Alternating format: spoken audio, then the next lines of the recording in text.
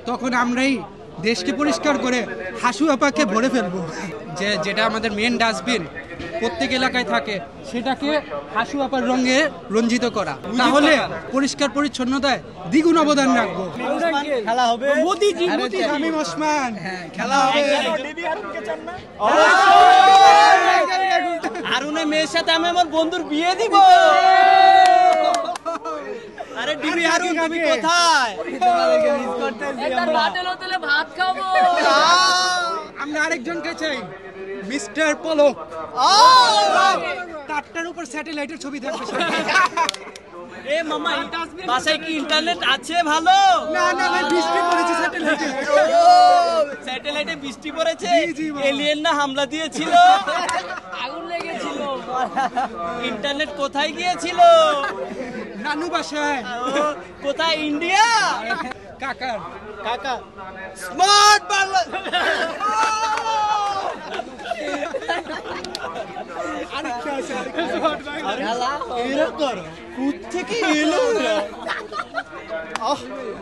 ধন্যবাদ।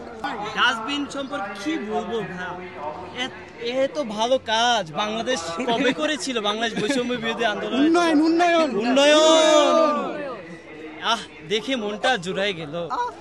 আমাদের দেশে এরকম যদি ডাস্টবিন প্রতিটা সিটি কর্পোরেশনের পক্ষ থেকে এবং প্রতিটা ওয়ার্ড নঙে এবং প্রতিটা অঞ্চলে প্রতিটা ইউনিয়নে এরকম যদি ডাস্টবিন রাখা হয় বা আরো বড় পরিসরে রাখা উচিত, তাহলে ছাত্ররা নিজে থেকে আমরা দেশকে পরিষ্কার করার উদ্যোগ নিব এবং দেশকে পরিষ্কার রেখে আমরা দায়িত্ব নিলাম। আপনারা এরকম ডাস্টবিন প্রতিষ্ঠা করেন। শেখ হাসিনার পাশাপাশি আমাদের আরো অনেক লোক আছে, আমাদের ওবায়দুল কাকা, মুজিব কাকা,